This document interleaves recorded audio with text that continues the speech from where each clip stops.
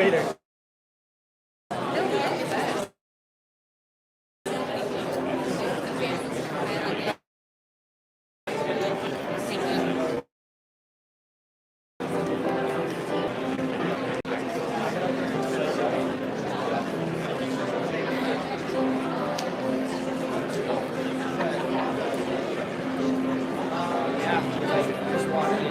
How's it going?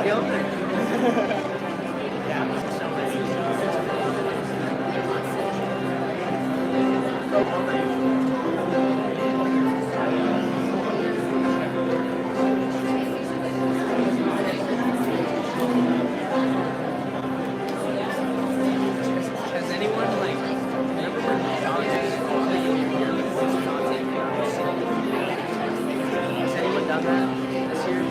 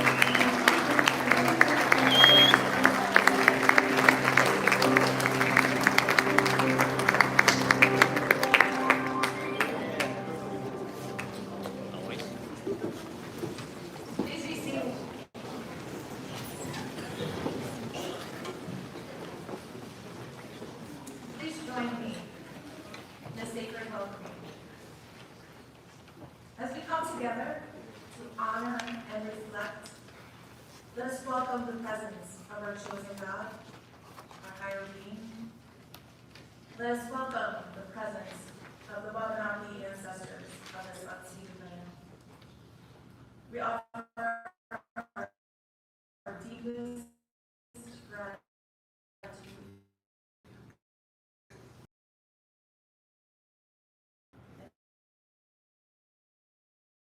all his living and their deep spiritual connection to this place. This place, our place, where we have been nurtured. This place that we have cared for and has cared for us. These mountains that have been our daily companions and champions through adversity and triumph. We share this space and this place with our loved ones, our family, our friends, and those who have joined us to honor our place here. We give thanks, for we are forever part of this story. Our legacy and belonging, as we are here together, may we share blessings through reflection and hope. May we give thanks and soften soften our hearts and open our minds to receive blessings of encouragement and gratitude. And may we take this time to give thanks for lessons learned, friendships made, and for who we have become in this place. As it is, so may it be.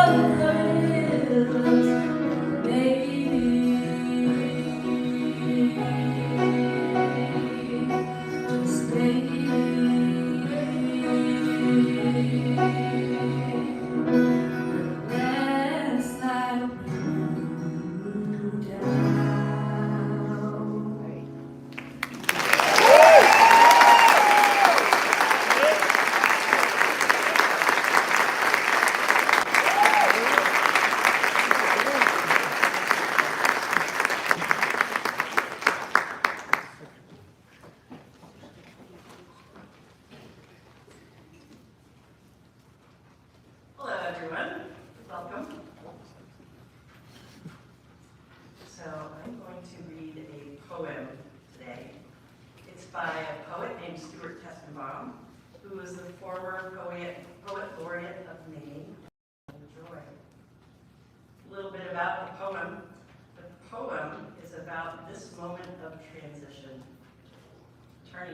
lives.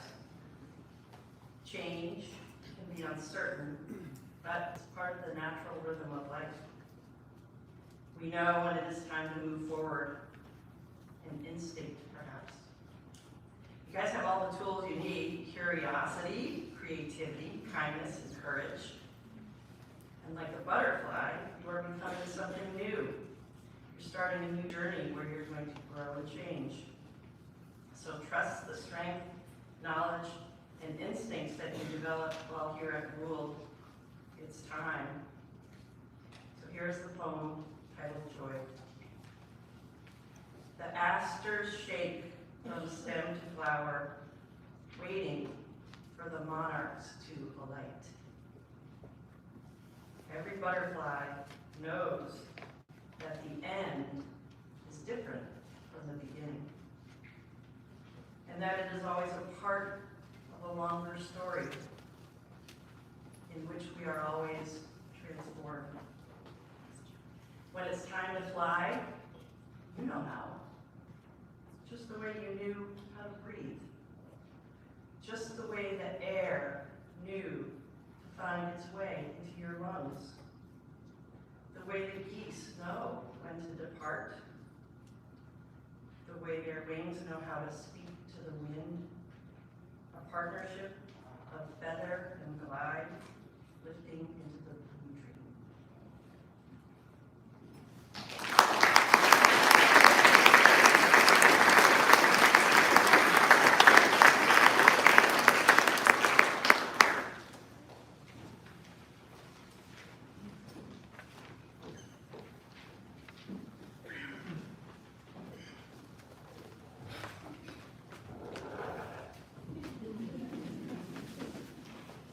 Hello. So good to see you all. Class of 2025. I am so thankful for your invitation to speak today on behalf of the adults at Gould. As a still new teacher here, your nomination makes me feel welcome, makes me sentimental about my work with you, and selfishly, it makes me feel like I'm doing something right. So, thank you so much. My grandma came. I'm a third generation educator. Ms. Bean, you should ask her. She's got stories about teaching in Melrose High. Vietnam vets, imagine being a 20-something Vietnam vet and having to sit in Ms. Bean's French class. And she graded their tests and said, you didn't mean to get that one wrong. This was mostly right. So go ask her. Mr. Left on you had to speak to French with Ms. Bean. Very soon, you'll hear from Riley Hedden, who will present to someone in the same boat as you.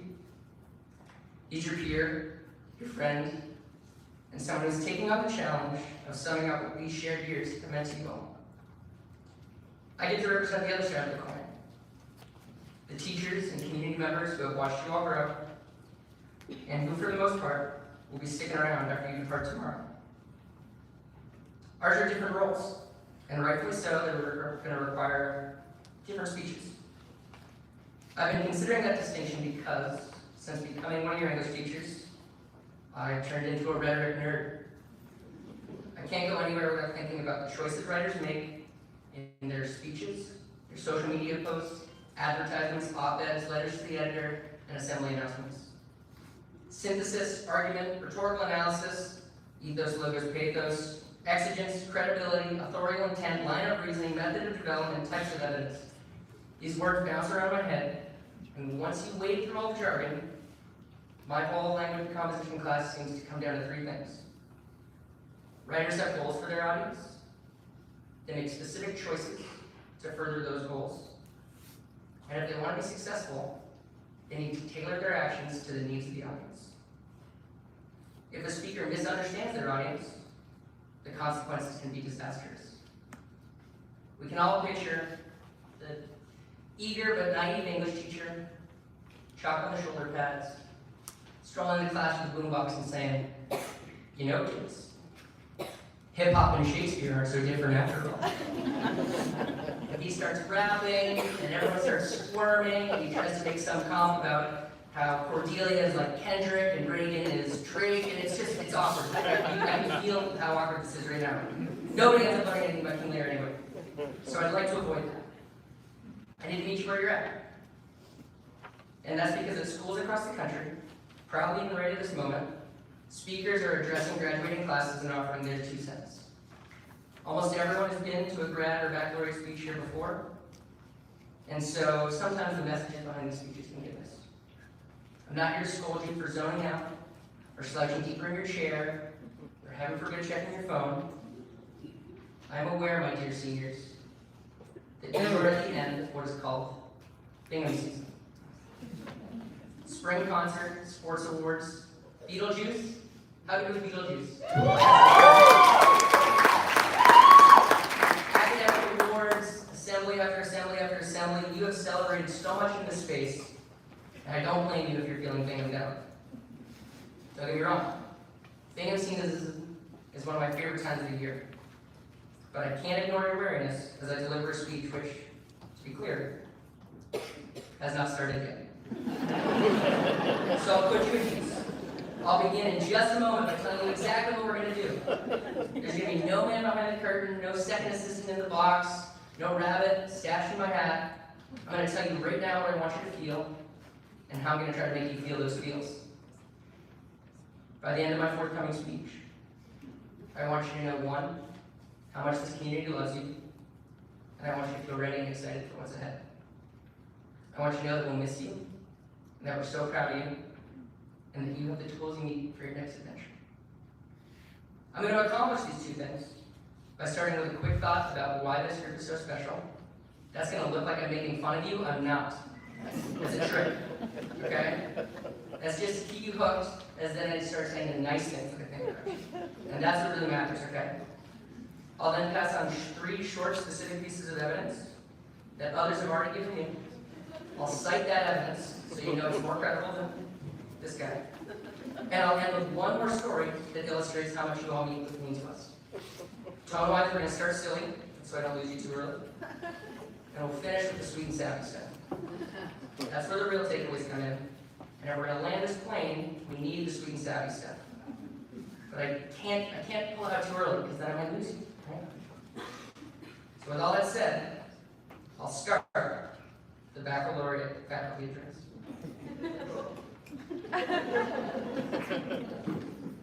Get it through the air.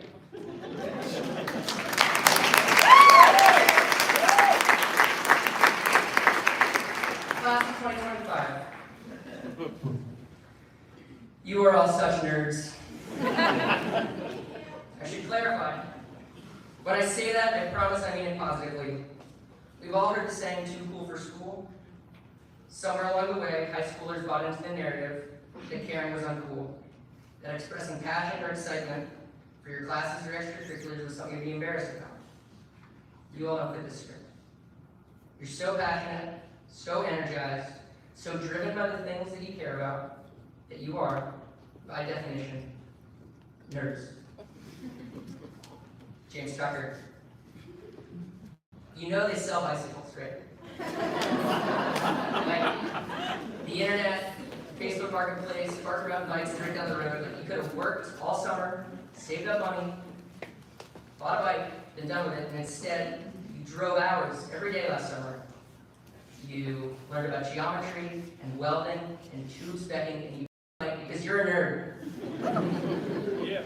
Olivia Stracuzzi. You love skateboarding so much that you flew across the country to volunteer at what seems like skateboarding Comic-Con. It was amazing. You met your heroes, you lent a hand, you helped so much and created an experience that will inspire women and girls to keep skating. That's pretty geeky. Carter Willis. You're the lacrosse team MVP and an unabashed poet. You've proven that we can all have one more passion, but you've also proven that you are the Troy Bolton to our high school musical. You're a true dork. My colleague and friend Karen Burns has told me about how happy she gets when she sees kids do their thing. When she sees them fully immersed in their element, whether that's on a sports field, or in a musical, or a world quest. And so I'll still never right now. It is so delightful to watch so many of you do your thing, every day here. You are all such nerds, and that makes you extremely cool in my book. However, to the entire Nordic team, just no cute anecdote. Y'all are dweebs. You're hopeless. There's no. I'm kidding, of course, Maurice. You're my fellow endurance athletes, my kindred spirits. Your love for and dedication to your sport is clear. The fact that you like roller skiing. You put on 2 little roller ski outfits and you pretend to go Nordic skiing in August. It's fun, yeah. And I can say that because usually when I see you, I'm in like a dorky little like cycling costume, so it's fun. Okay. But not only do you love your sport, you love each other. And I can say that about all of you. The love that you seniors share for one another is plain to see on sports fields, in the dorms, and in our classrooms. Seeing you all be tremendously happy together brings your teachers so much joy. Okay. Piece of advice 1, please get quicker. Figure out what you believe in and start fighting for it. Call injustice out when you see it and know that it is your right to do so. Do your homework, be open to new ideas, but don't let anyone tell you that you are too young or too inexperienced to speak out. Your senior pranks prove that you are already prepared for nonviolent action. The next time you surrender up a doorway, fill a foyer with tires, or park cars over a lawn, don't do it for a laugh. Don't do it because you think it's fun to mess with someone else's home. Do it because you want to wake people up. Because you need them to pay attention to the problems that need solving. Do you remember our MLK Day work this year? Ms. Cash and Ms. Barstow spoke to us about John Lewis, the late civil rights leader, 17-term congressman, and student activist himself. Mr. Lewis called this kind of disruptive work good trouble, necessary trouble. And you have the green light to follow in his footsteps. Gould has wholeheartedly endorsed good trouble in our core values. It takes creativity to build nonviolent action when violence or apathy would be so much easier. You need curiosity to dare question those who hold the status quo forward. It takes courage to stand up to injustice, especially if you know that you will likely face repercussions. And it takes kindness. So much raw, unfiltered kindness.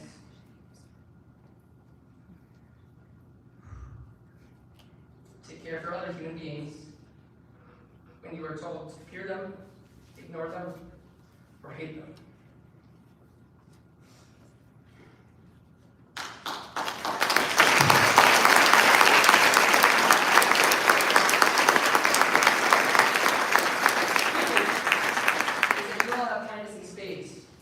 On our best days, it flows out of the taps here.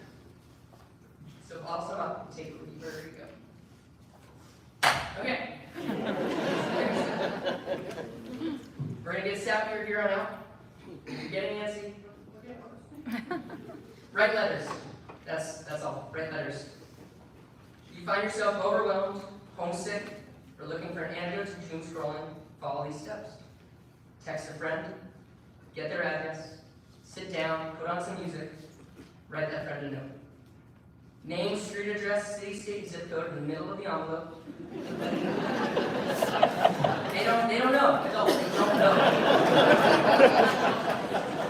Slap a stamp on that puppy and you're off to the races.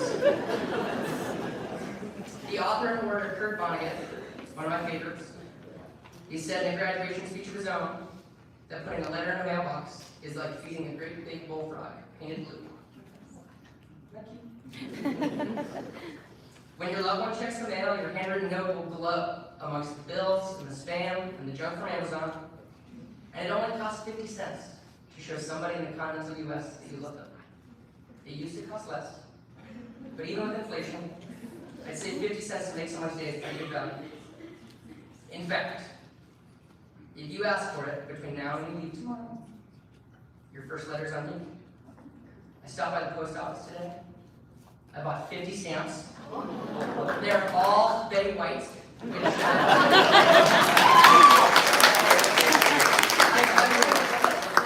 like, hey, can I get some stamps? Sure. Betty White, okay? I'll take all the Betty White stamps. But nevertheless, and that's some really nice stationery from Miss Schiffer, so you thank her for that too. So write letters. It feels good and it makes other people happy. And last but not least, remember that you'll always have me. You're all headed out on new adventures next year. Some of you will stay close to Bethel. Some of you will be on different continents. Always remember that Maine is here for you, should you need it or want to return in the future. You might be headed to your home communities or venturing off to parts unknown, and it's okay if you feel ready to go. It's also okay if you're sad to leave. But you have a home base here if you ever need it. And Maine would love to have you back. You make this corner of the world better. With your youth, your talents, your energy, your ideas, your fresh perspective, and your business savvy. This state has problems, it has opportunities, and it has so much to offer, should you ever want to come and put some more time. As promised, one more story, and that's going to show you how much you all need us. At the end of April, Shay and I were at the same formal dinner table. We were chatting, making small talk, talking about dorm life at Gould, and he said that he could never be a dorm parent. He said, I don't know how you put up with this. My first thought was, Shay, I feel so seen. Thinking of me and my feelings, and what you do to me daily. But I also tried to reassure him that sure, there are hard parts to this lifestyle, but that we dorm parents and Gould faculty wouldn't be here if we didn't want to be. So do not leave tomorrow thinking that the grown-ups within this community ever just put up with you. We have loved being a part of your time here. Working alongside you has been the best job I've ever had. I've seen you grow as writers. I've played so much ultimate frisbee with you. I've witnessed you do all sorts of hard things on junior 4.0 and elsewhere. You are all so darn cool, and we're proud to be your teachers. We'll miss you dearly, but the school calendar will keep turning, and we'll be happily here teaching some new but equally special nerds. And we'll be so excited to hear from you if we ever visit in person. Shoot us an email, or better yet, write us a letter. Congratulations to the class of 2020.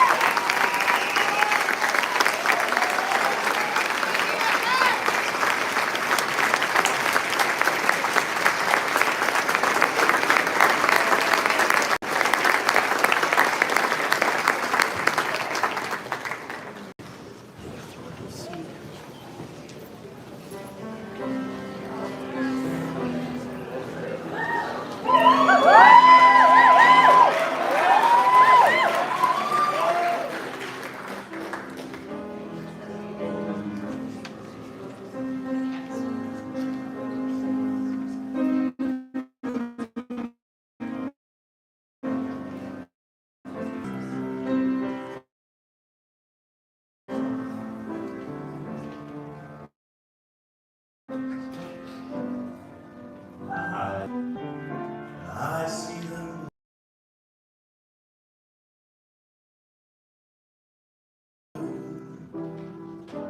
for me and you, and I think to myself, what a wonderful world.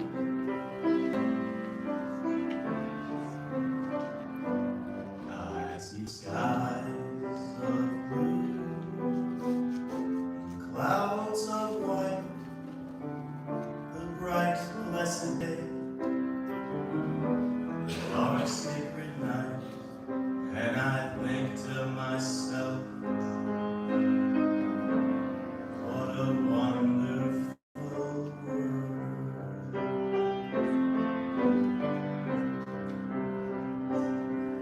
The colors of the rainbow, so pretty in the sky, are also on the faces of people going by. I see friends shaking hands,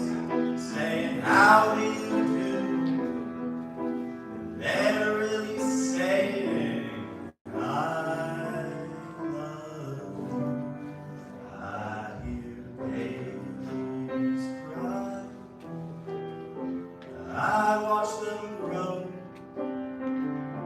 they'll learn much more than I'll ever know. And I think to myself, what a wonderful world.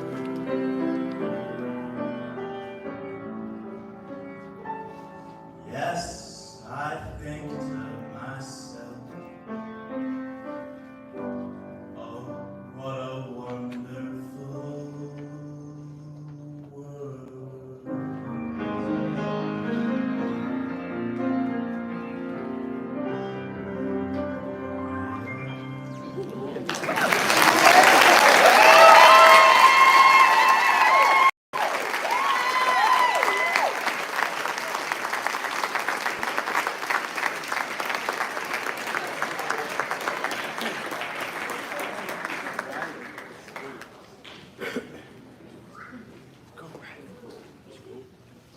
Before you guys here, when I practiced it myself. I'll start by saying congratulations to all of you guys and me, the seniors. We've made it. It's been a long, fun few years. So yeah, for those of you who don't know me, I'm Riley. I'm a 4-year senior, but I've lived at Gould for my whole life. I'm pretty much an 18-year senior. I spent more nights in Gary than any of you guys graduated. And Kimmy, do not worry, they were when I lived there. They were not recently. Along with that, I would like to thank everyone who helped us get here. Our advisors, teachers, parents, and families. I'd even like to thank Madame for inviting us to payback study hall on Friday nights.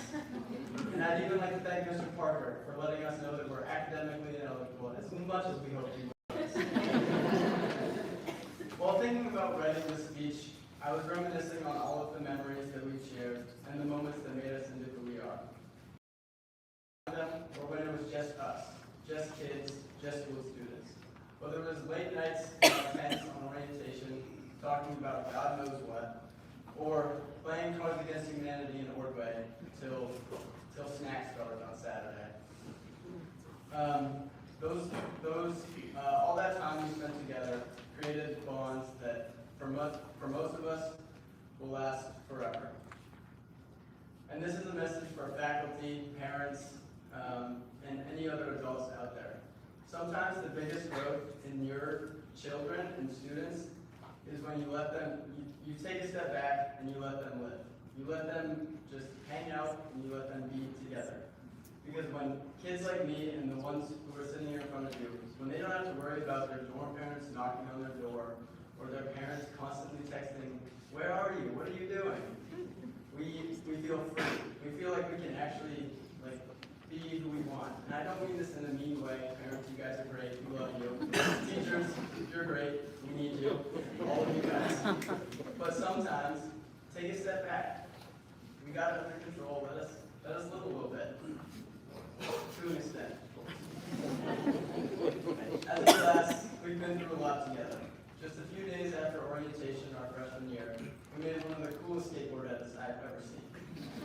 It did lead to 4 JCs, so I'm going to switch topics, but it was a very different year. We shared countless memories together.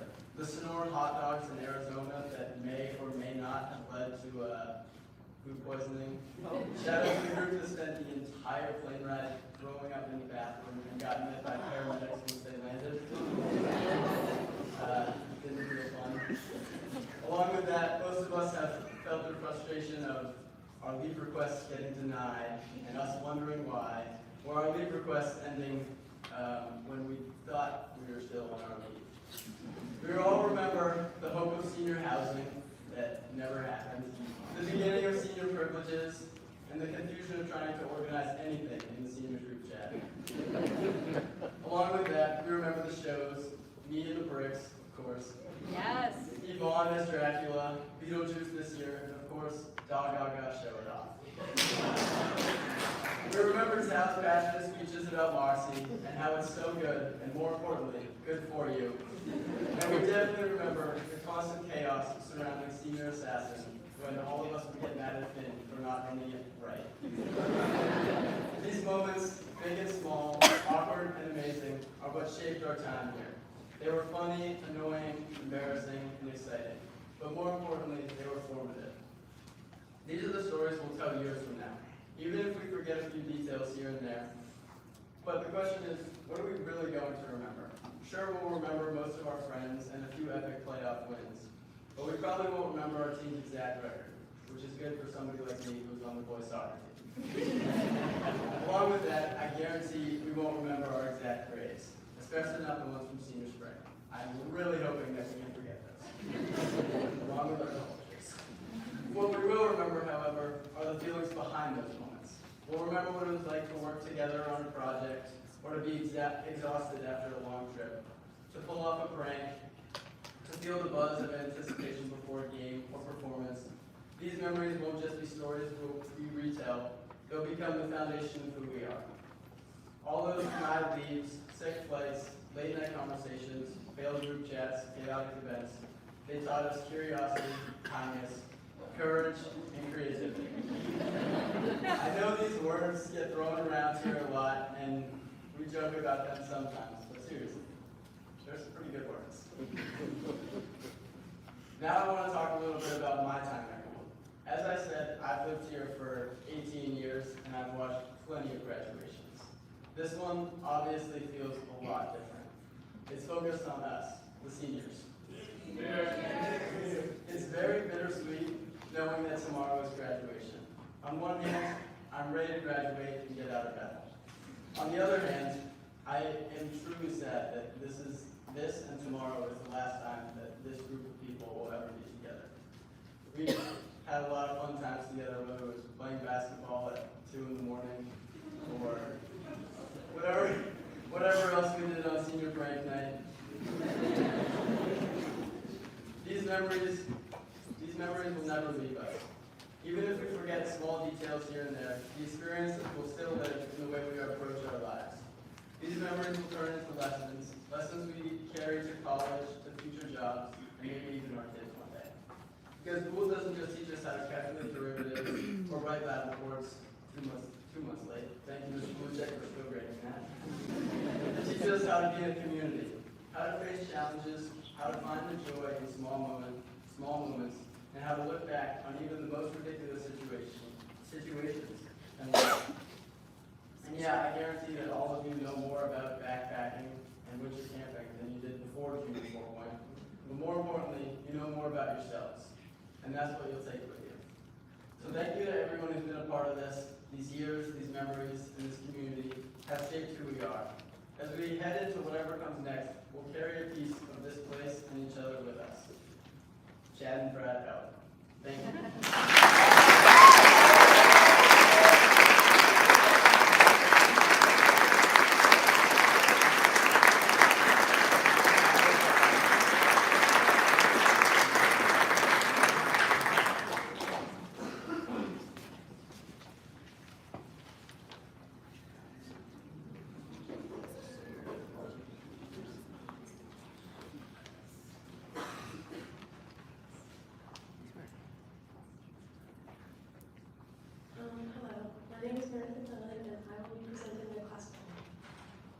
Hello everyone. As we wrap up our time here at Gould and look ahead to what's next, I wanted to share the story behind our senior classic. This year I chose to center it around something that's made us laugh and brought us together. Excuse me. And oddly enough, kind of defines us. This movie Surf's Up. It might just seem like a goofy animated movie, but for us it becomes something more. It reminded us that it's okay to take our path, to wipe out sometimes, and most importantly, to just be ourselves. That's why I chose the quote, "Let me be me." It speaks to the individuality in all of us, the way we've each grown into who we are, and how we move forward into a new journey ahead. Thank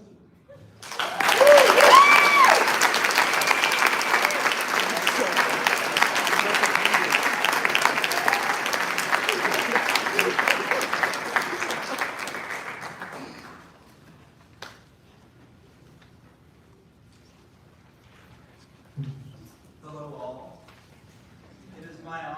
it's such a privilege to stand up here today and speak for the senior class when I announced that we have chosen to dedicate this year's yearbook to Miss Davis. It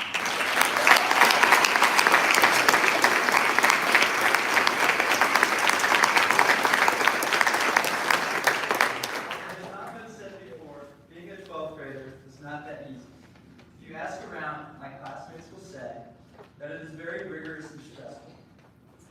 In spite of this hard journey that makes us reach out to find our next path, whatever that might be, for any of you here, I can think of one person that was omnipresent throughout the process, slowly but steadily pushing us out to see where we wanted to spread our wings. On a personal note, I have been struggling with a hard decision between multiple spots and what path I was going to take. I felt supported in every way, shape, and form in my decision process with the help of Ms. Davis. She has not just put the senior class on her back, but the seniors that have graduated the past previous years. She has listened with patience, advised with kindness, and reminded us constantly that our worth wasn't tied to any one acceptance letter or outcome. As she said, our first meeting with her as juniors, your puzzle piece may not fit the school that you crave. You just need to find what fits you. She celebrated our wins like they were her own and helped carry the weight of our worries when they felt too heavy to hold alone. Even when she was busy with back-to-back meetings, she made... One second.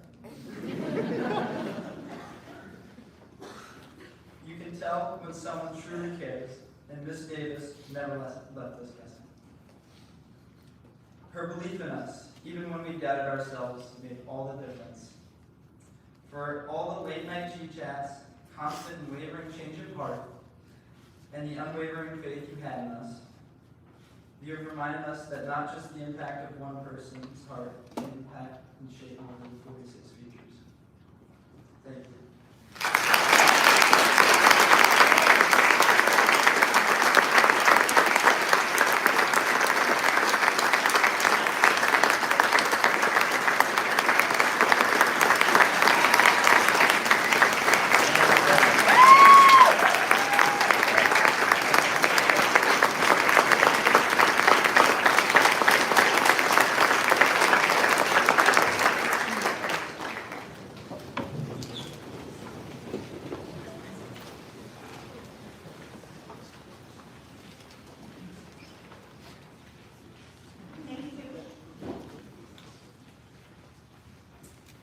You all do have an incredibly special place in my heart and in my time here, so thank you for that. You, 46 specifically. So let me just share this benediction with you.